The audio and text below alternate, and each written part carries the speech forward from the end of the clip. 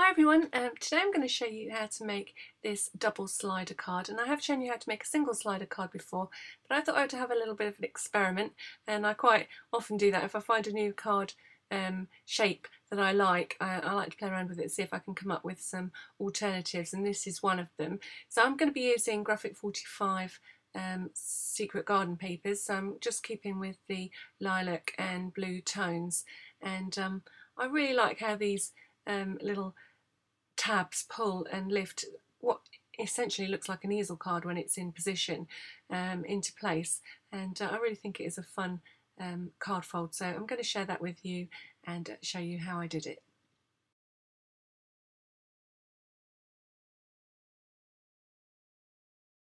So the base of this card is made with a piece of cardstock that measures 8 inches by 11.5 inches, and I'm going to try and show you how I worked out how to make this actual double slider so that you could make a slider card out of any shape of card that you happen to, or any size of card that you happen to want to use. So you'll be able to take the principles of making the slider card and adapt them to other shapes and sizes, and maybe even make a triple slider card.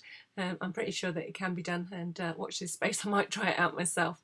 So the next thing you're going to do is score the card stock. So I've got my piece of card that matches the papers that I'll be using, and I'm scoring it in half in the first instance at 5 3/4 inches. So the next thing that you need to decide if you're making your own version of this is how wide you want the frame to be around the very edge of your card.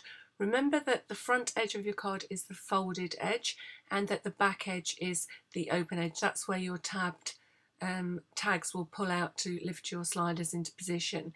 And I'm using my Tim Holtz ruler because it makes things really easy to create a border all the way around my card, and I'm creating a border that measures 3/4 of an inch wide. And I'm just marking it lightly with a pencil. The reason it doesn't matter that I'm working on the front of my card is because I'm going to be covering this entire front of the card with some pattern paper. So I'm just lightly penciling a 3/4 of an inch border all the way around my card. And the next thing that you want to do is find the centre. Now we already know that this one in particular, measures 8 inches. So I'm just putting a little line at the halfway point, and that is at 4 inches. Now the reason I'm marking the centre line is to make it easy for me to work out half of 3/4 of an inch, which is 3/8 of an inch. So I'm going to draw a line 3/8 of an inch each side of my centre line to create a 3/4 of an inch strip down the centre of my two slider sections. So the next lines that we're going to be putting in are our score lines. First of all, you measure 1 inch from that folded edge and put in a dotted line right across the card. That's your first score line at 1 inch, and then we need to divide the remaining portion of the card in half. So we've got a 4-inch section between the frame and the dotted line, and you need to divide that in half by putting a mark at 2 inches. Here's how I worked it out. I had a 5 3/4 inch card, of which I took 1.5 inches by creating two 3/4 of an inch frames. Then I put in a score line at 1/4 of an inch, so that gave me an total amount of 1 3/4 inches. So if you take that from the initial card, which is 5 3/4 inches, that leaves you with 4 inches, and I've divided that in half.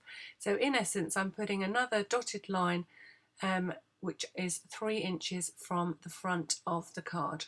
So in essence, what you've created is a score line at 1 inch and a score line at 3 inches from the front of the card, which is the folded edge of the card.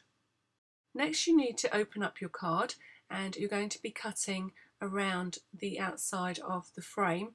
So you need a metal edge ruler and a sharp craft knife, and you need to hold on tight to your ruler so that it doesn't slip, and you're going to cut the two frames.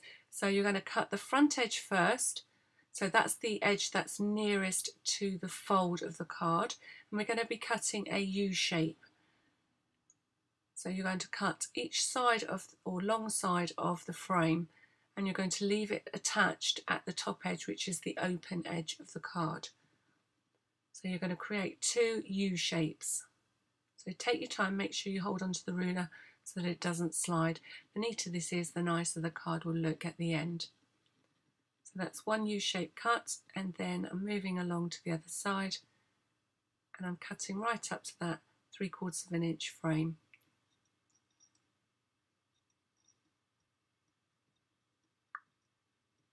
Okay, so that releases those two sections which we're going to score ready to make or to finish the base portion of the card.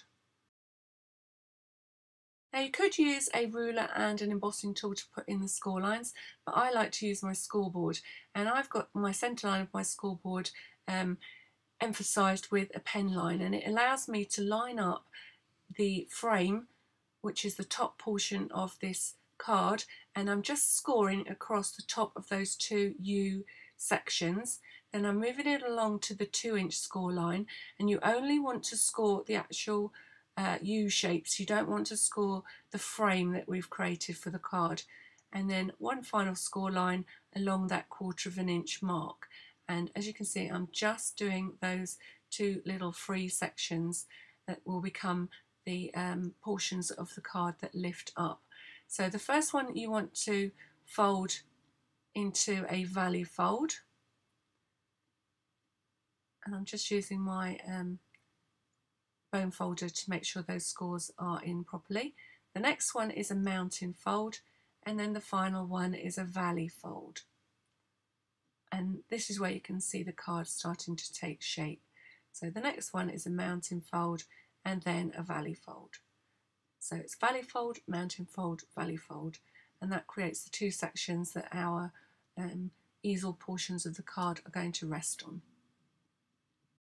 And as I'm going to cover most of this card, I'm only removing the pencil lines on the very edge of the card itself, because I'm going to cover the rest with the patterned paper, and I'm only leaving a really fine portion of the card showing around the edge. So whether you choose to use glue or double-sided tape, as I am here, to attach the paper to the front of the card, you need to make sure that you pay attention to all of the edges that you've created, because otherwise you'll have portions of the paper that are lifting up away from the front of the card itself. So I'm going right round each of those U sections with my double-sided tape, and then right around what will be the aperture with my double-sided tape. And I'm also putting double-sided tape either right across or either side of all of the score lines. So I haven't gone right around the edge of the card because I'm going to put that on the actual pattern paper itself. So the next thing to do is to cut that to size, and I'm just taking 1/8 of an inch off my original measurement. So I'm cutting my pattern paper to measure 5 5/8 by 7 7/8. So I've just taken 1/8 of an inch off that original measurement. Then I'm putting double-sided tape right round the outside. So the pattern papers that I'm using are all Secret Garden papers from Graphic 45, and I've picked very delicate prints, and I'm sticking with the blues and lilacs for this particular card. I think you'd call it a little shabby chic look. So I'm going to be putting down my paper and creating a very, very fine border. So make sure everything's flat and press everything down well to make sure it's really sticking to that double-sided tape. And then I'm carefully going around the pieces that we've already cut. You might want to use your ruler to do this. And then we need to press those score lines back into position. So just do it gently, because the paper will want to move against itself because you're creating another layer. But just make sure that you move them up and down a few times, and they'll soon ease into shape. And you can see now the importance of making sure we had all that double-sided tape holding all the edges down. Next we're going to be working out where the greeting goes on our base, the bottom part of the card that's revealed when the card is pulled into position. So I'm going to mark the aperture first. So both apertures, I'm just marking lightly around them with a pencil as if the card is in its upright position, and that marks the bottom of the entire aperture. And then I'm also going to put a pencil line at the top of the aperture so we can work out where to position our paper once we put it on the inside of the card.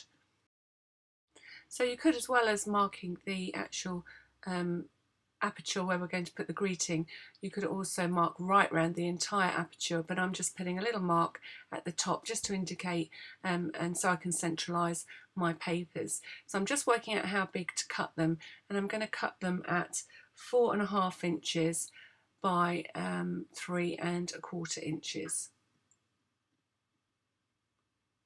So you need 2 pieces of paper in all, and I'm using this lilac stripe, and I'm cutting them, as I said, 4.5 inches by 3.25 inches. And these are the 2 pieces that we're going to stamp our greeting on. And so again, in preparation for getting this put back in the right spot, I'm positioning the paper in the right place and just marking the 2 sides and the top and bottom, and I'm just lining it up with the marks that I've got already so that it's centralised. So I'm just using those as a guide, and then using the paper that I've cut to mark the top and the bottom and then the 2 sides, so that when I come to position this, I'll know that it's going to line up exactly where I want it to with my stamped image. So then you're going to put each of your papers into position, and now you want to mark on those papers where you want your stamp to be. So close up your card, lift the little easel section into position, and again use a pencil to draw in the window on each of the 2 pieces of cardstock. So lining it up with your pencil marks, closing your card, lift the easel portion into position and draw around the aperture. And now we know exactly where we want to stamp our greeting. So we're going to be stamping 2 little quotes or 2 greetings in the little windows we've penciled around, and you can see that I've already stamped one, and both of my quotes are from a set by Creative Expressions called Meadow Flora, and I'm going to be using this one next, and so I can line it up centrally in my penciled in window. I'm using Perfect Medium, and I always shake the tripod when I'm inking up my stamps, so I'm sorry about that.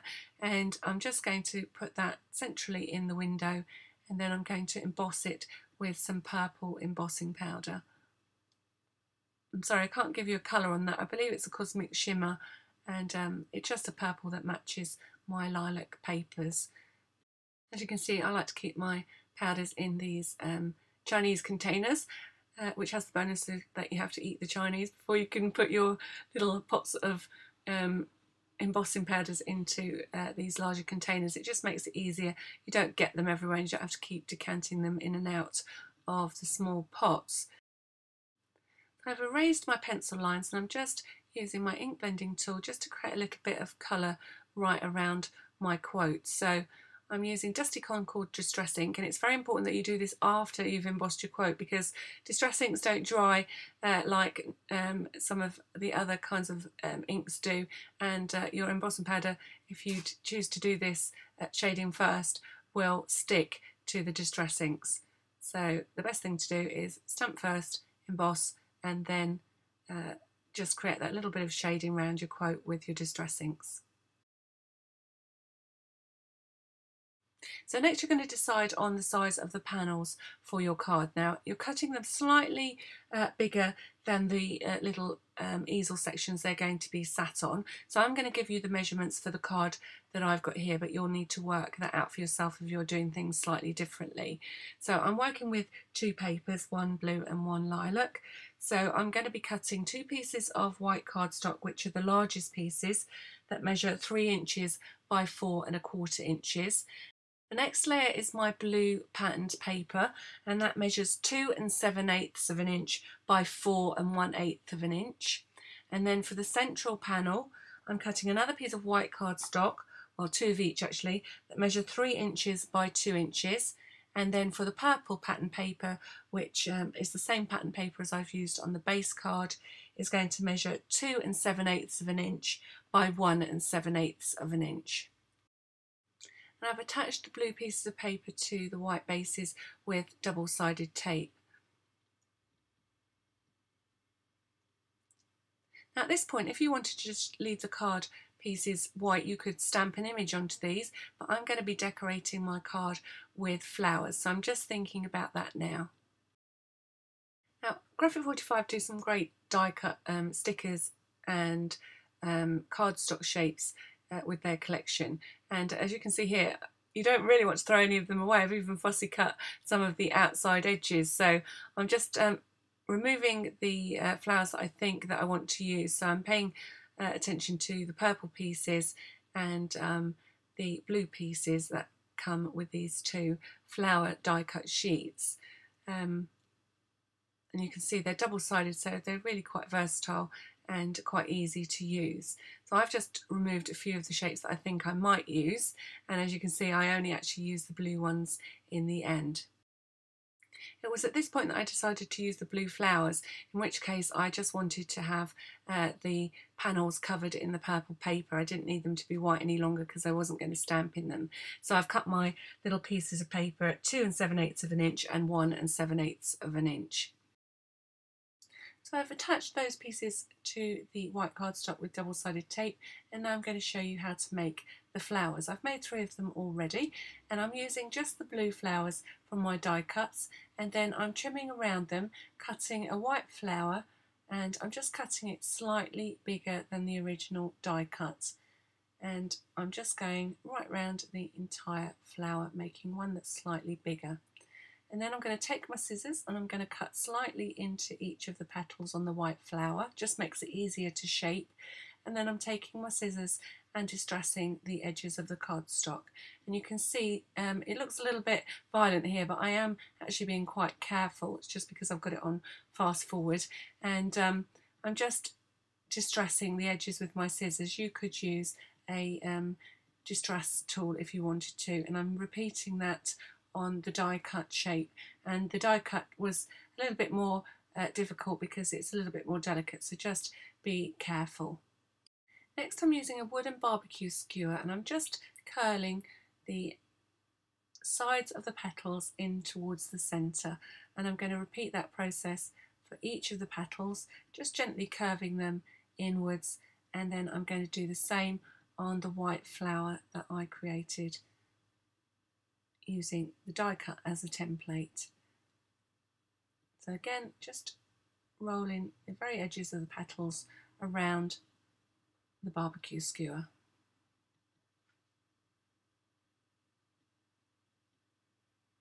So my die cut sits in the centre of the white flower, and they just look a little bit shabby chic. That's the kind of look that I'm going for.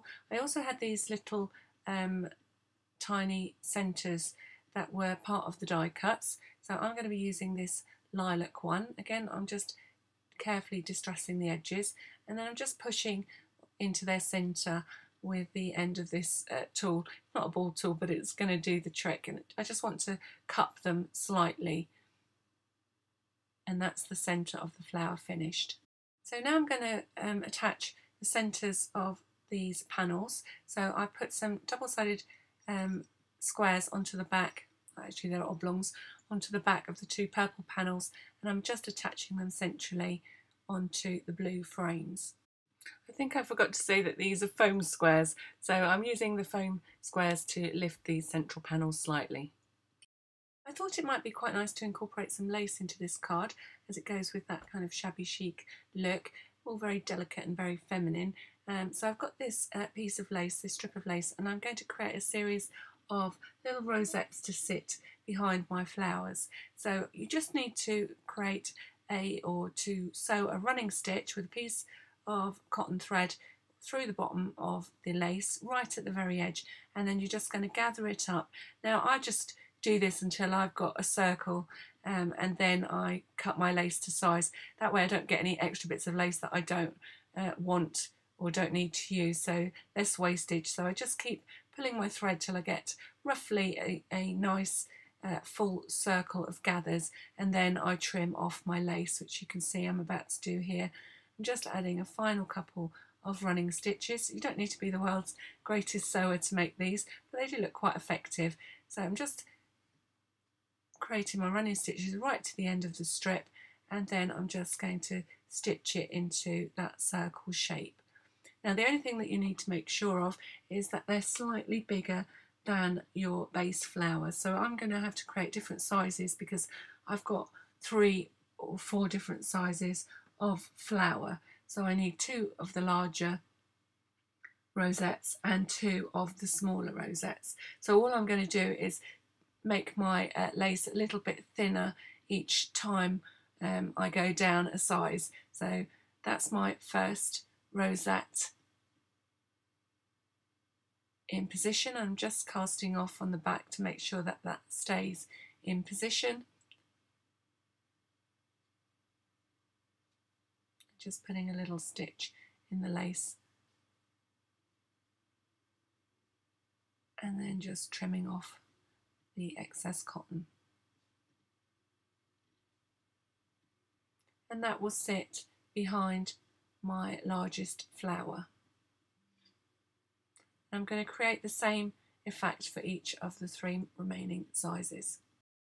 You might be wondering what all those little springs are in the background. There's something I thought I was going to use, but I don't actually use them on the final card, so just ignore them for now. And I'm just creating that final rosette for the smallest flower.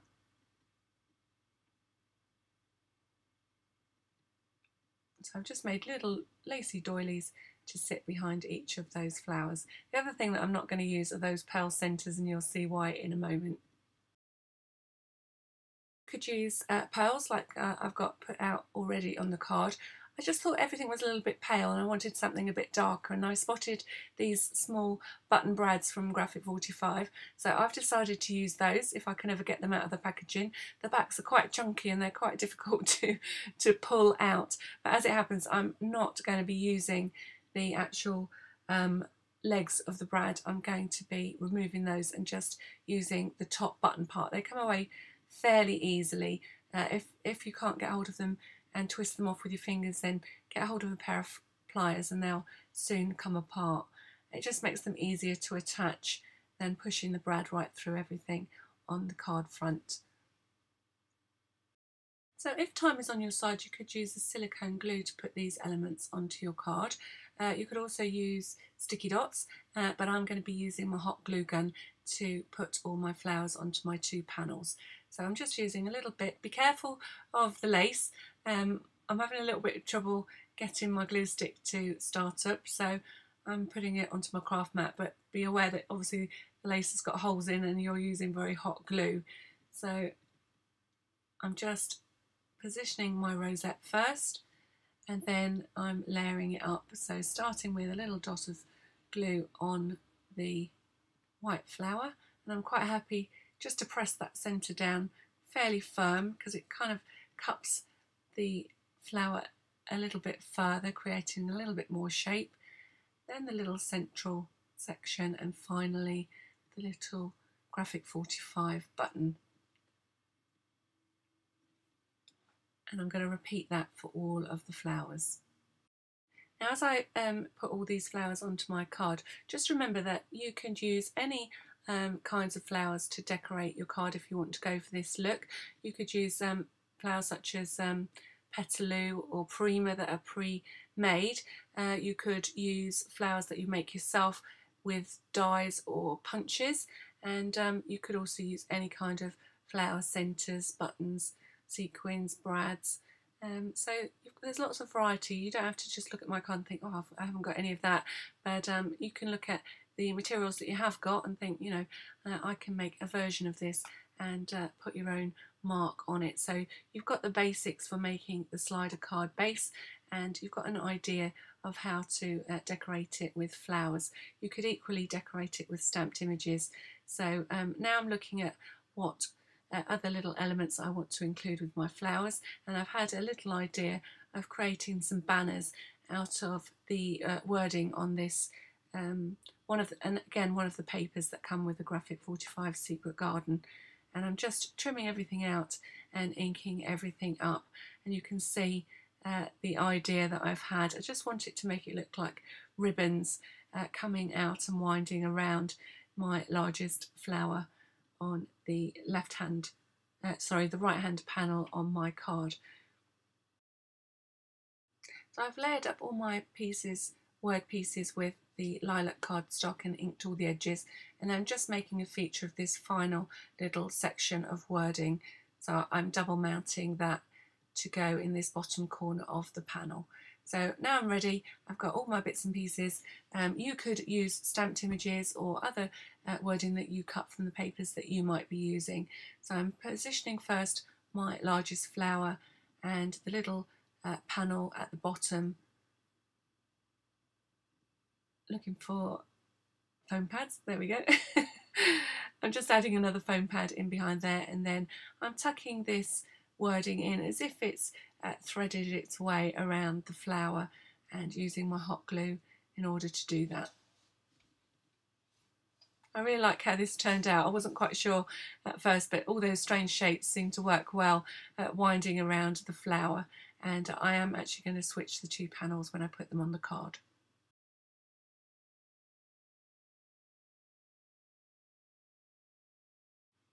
So put those panels to one side for a moment, and we're going to attach the panels that we stamped earlier that go on the inside of the card. So use double-sided tape and your pencil lines as a guide, and you're going to attach those to the inside of the card.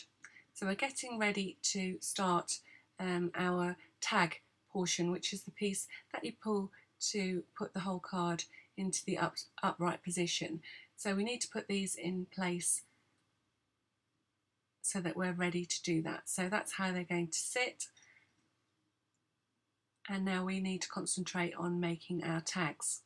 So I'm cutting two tags to fit my card that measure 5 inches by 3¼ inches.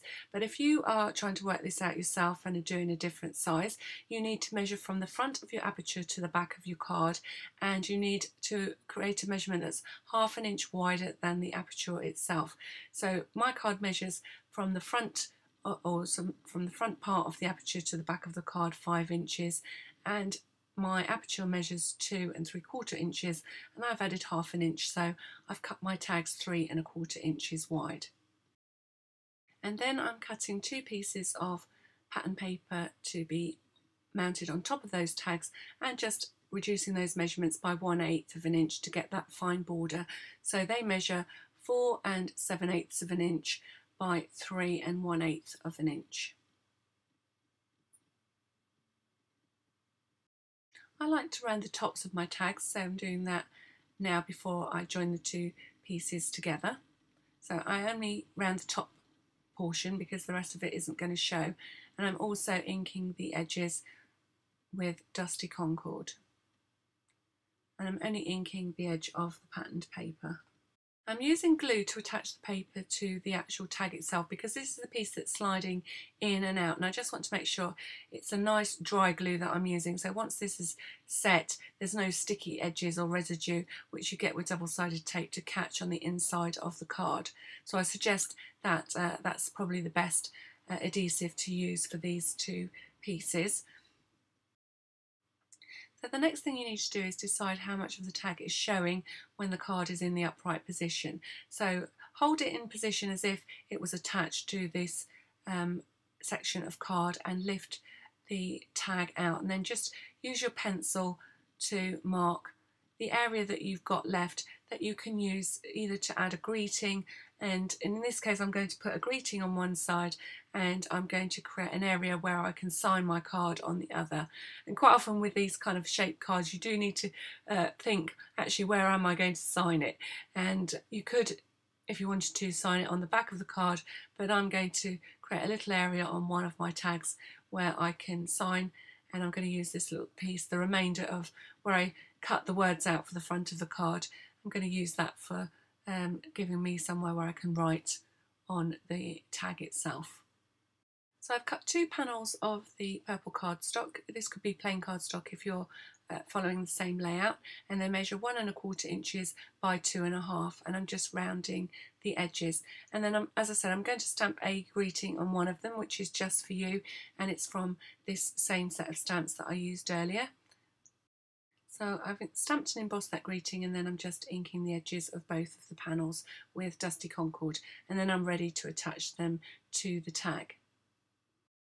But before we do that, we're going to attach the tag to the slider itself. So we're going to put a little bit of glue along that 1/4 inch piece of cardstock that we scored earlier, and we're going to centralise our tag. So the tag lines up with the bottom of the card, and you're going to allow it to hang over evenly on either side of the aperture. So be careful with your glue that it doesn't all squeeze out everywhere and attach your piece of or your tag where you don't want it to be attached. So you want it only to be attached to that 1/4 inch strip, and you want it to be straight, and so that the tag isn't revealed as you pull it up inside, so it stays in position by nature of the fact it's slightly bigger than your aperture. So you're going to repeat that for the second tag.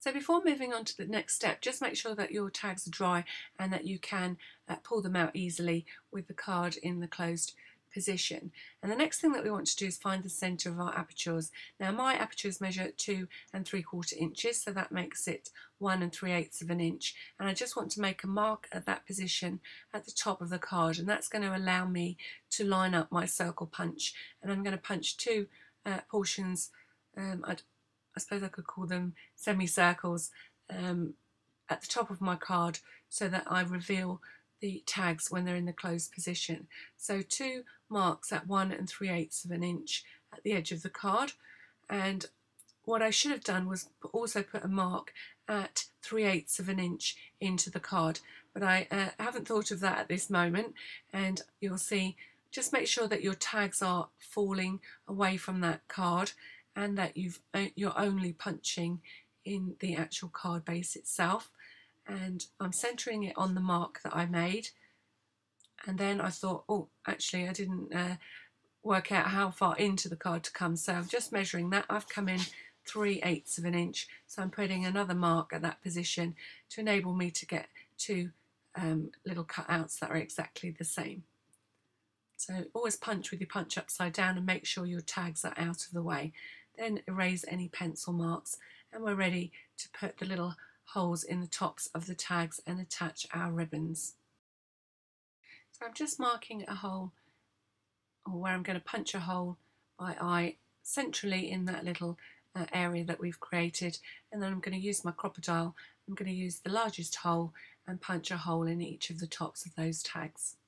Using your pencil marks as a guide, make sure the back of the card is out of the way and punch holes in the top of each of the tags.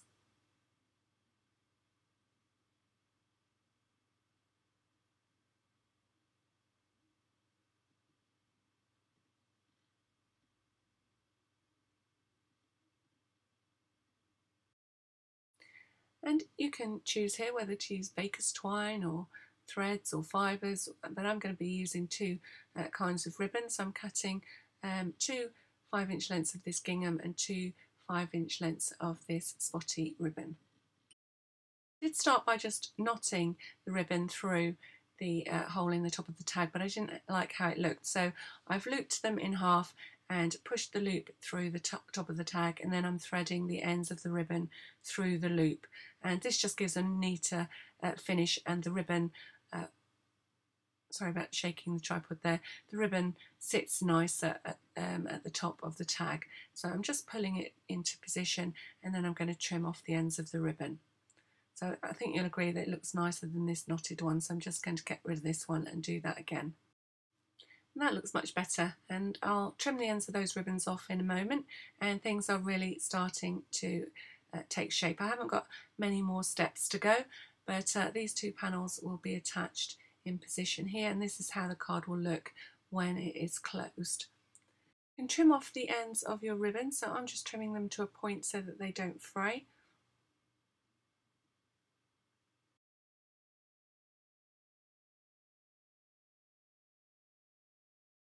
And now you're ready to attach the front to the back of the slider card. So the thing to remember here is to be careful not to attach your tags in with your adhesive. And I am going to be using glue to do this. And the reason I'm using glue, again, is because, as I mentioned with the tags, I don't want any sticky residue from double-sided tape to be interfering with the free running of the tag slider sections of this card. So I'm using a PVA glue.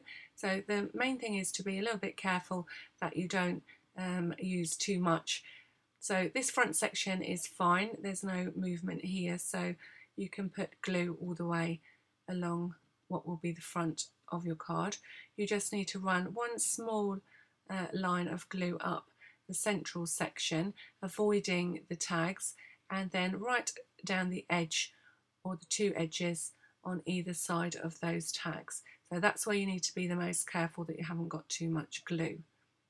So I'm just removing a little bit of an extra blob there, which I think would spread too far, and I'm just making sure I haven't got too much on the edges of the card and down that centre section.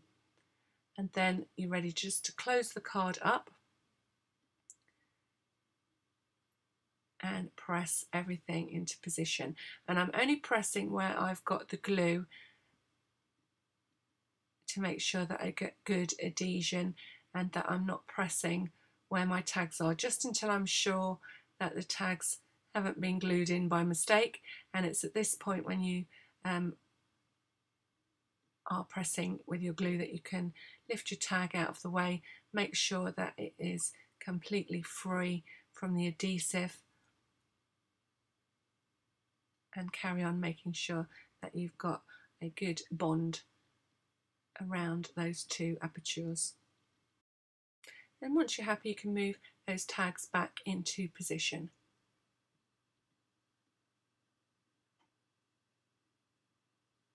And we're ready to attach our final two decorative panels to the card. Decided I do like the word panel on the right, so I'm just going to raise these little sections slightly just so I can see where my fold lines are, and then I'm going to add the glue just to the inside of my score lines so that my little piece of card is only attached just slightly above that bottom score line, and that it's evenly spaced across the width of the aperture. And then once it's in position, you can press it down flat, and you can see when it's flat it doesn't sit centrally on the front of that card. That's just the nature of the card design. I could have perhaps cut my panel shorter if it bothered me particularly and I wanted an even border all the way round, but it doesn't really bother me, and sometimes you can actually decorate this front strip as well if you want to.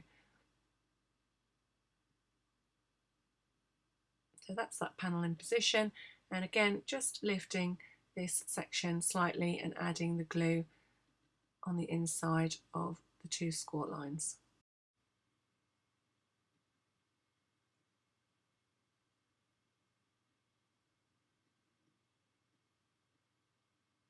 Just make sure it doesn't encroach on that score line, and then we're ready to attach the final two pieces to our tags. So we're just lifting those so that the card is in its upright position, and then we're going to attach the two panels that we created earlier. So I'm going to put the blank one on the right and the greeting on the left, and I'm just going to do that with glue.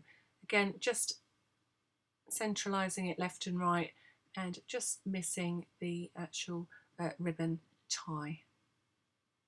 The reason again that I'm using glue is because I don't want it to catch on the front edge of the card, so I'm just making sure that there's no sticky residue by using glue. Once that glue's dry, there'll be no adhesive for it to catch on.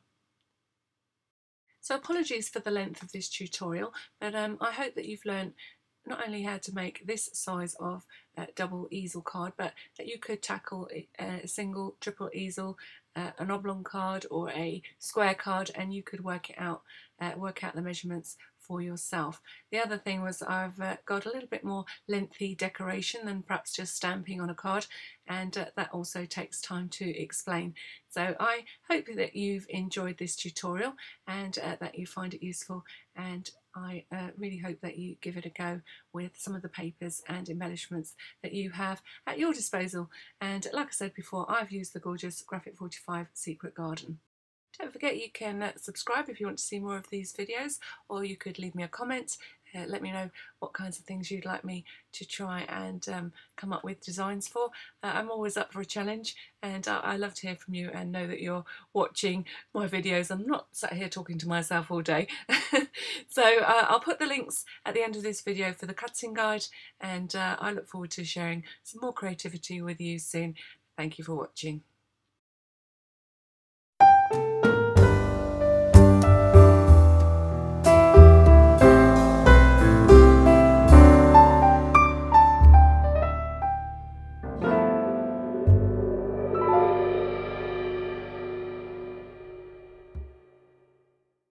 As I'm sharing these final links with you, I just thought I would mention that I'm working on a little bit of a secret project, although a couple of you have guessed it already, as I did the same thing last year. If you fancy finding out what that is, keep an eye on my blog, so follow the link and subscribe, and I'll be revealing all soon. So if you have guessed what it is, don't forget to keep your fingers crossed for me and send me lots of luck, because I think I'm going to need it, and I'm quite excited about taking part in this again. So I'll see you again shortly, and all will be revealed.